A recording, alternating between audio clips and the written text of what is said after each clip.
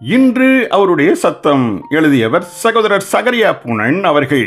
நாள் ஜூன் 15. நம் இருதயம் நாள்தோறும் தேவனால் சோதிக்கப்பட வேண்டும். சங்கீதக்காரன் ஜெபித்த ஆழமான ஜெபங்களில் தேவன் தன் இருதயத்தை சோதித்து அறிந்து கொள்ள வேண்டும் என்ற ஜெபம் முக்கியமானதாகும். தேவனே, என்னை ஆராய்ந்து என் இருதயத்தை அறிந்து கொள்ளும். வேதனை உண்டாக்கும் வழி என்னிடத்தில் உண்டோ என்று பார்த்து நித்திய வழியிலே என்னை நடத்தும் என்று மிகுந்த உருக்கமாய் ஜெபித்தார். இந்த ஜெபம் சங்கீதக்காரனாகிய தாவீதுக்கு மாத்திரம் அல்லாமல் தேவனுடைய இருதயத்தை துக்கப்படுத்தாமல் அவருக்கு பிரியமாய் வாழ துடிக்கும் எல்லா பரிசுத்தவான்களுக்கும் உரிய ஜெபமாகும். தத்துவ மேதை சாக்ரடிஸ் ஒரு சமயம் கூறும்போது, தன்னை சோதித்து பார்த்து வாழாதவனின் ஜீவியம் ஒரு காலும் உருப்படாது என்றார். இவ்வுலகத்தின் சாதாரண தத்துவ ஞானி இவ்வாறு கூறுவார் என்றால், பரிசுத்த ஆவியானவர் நம்மிடம் உங்களை சோதித்து அறியுங்கள் என்ற கட்டளைக்கு கிறிஸ்தவர்களாகிய நாம் எத்தனை அதிகமாய் செவி கொடுக்க வேண்டியது அவசியமாய் இருக்கிறது. தன்னை சோதித்து பார்த்து வாழாத ஒரு கிறிஸ்தவனின் ஜீவியம் பராமரிக்கப்படாத தோட்டத்திற்கு ஒப்பானதே ஆகும்.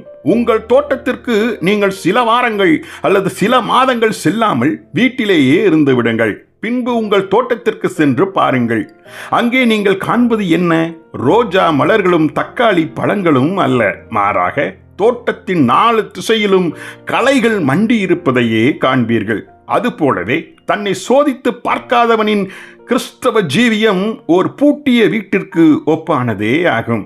இதை நீங்கள் அறிய வேண்டும் என்றால் உங்கள் வீட்டை கவனமாக பூட்டி வைத்துவிட்டு சில வாரங்கள் கழித்து திறந்து பாருங்கள். எங்கிருந்துதான் தூசி வந்ததோ என நீங்கள் ஆச்சரியப்படும் அளவிற்கு வீடு முழுவதும் தூசி அடைந்திருப்பதை காண்பீர்கள். இதைவிட மோசமாய் தன்னை சோதித்து பார்த்து வாழாத கிறிஸ்தவனின் ஜீவியம் கற்றுத் தேராத ஒரு சிறு பிள்ளைக்கு ஒப்பாகவும் இருக்கிறது. ஒரு பிள்ளை முறைப்படி கற்றுத் தேரவில்லை என்றால் அந்த பிள்ளை நிச்சயமாய் ஒரு காட்டு மிராண்டியைப் போல்தான் இருக்கும். ஒரு பள்ளியில் படிக்கும் பிள்ளைக்கு பரீட்சை உண்டு, போதனைகள் உண்டு, புத்திமதிகள் உண்டு, ஒழுக்கம் நிறைந்த கட்டுப்பாடு உண்டு, கவனமான பராமரிப்பு உண்டு, சுத்தம் செய்தல் உண்டு, ஊட்டச்சத்து தரப்படுதல் உண்டு. ஆம், இவை அனைத்தும் இருந்தால்தான் அந்த பிள்ளையின் ஜீவியம் மகிழ்ச்சியுள்ள நிறைவான ஜீவியமாய் இருந்திட முடியும். ஜெபிப்போமா. பரலோக பிதாவே, சோதித்து அறியாத இருதயம் பூட்டிய வீட்டிற்கு ஒப்பாக தூசியடைந்த வீடு என்பதை உணர்த்தியமைக்கு நன்றி. எங்களை நாள்தோறும் சோதித்தறிந்து வாழ கிருபை தாரும். ஆமேன்.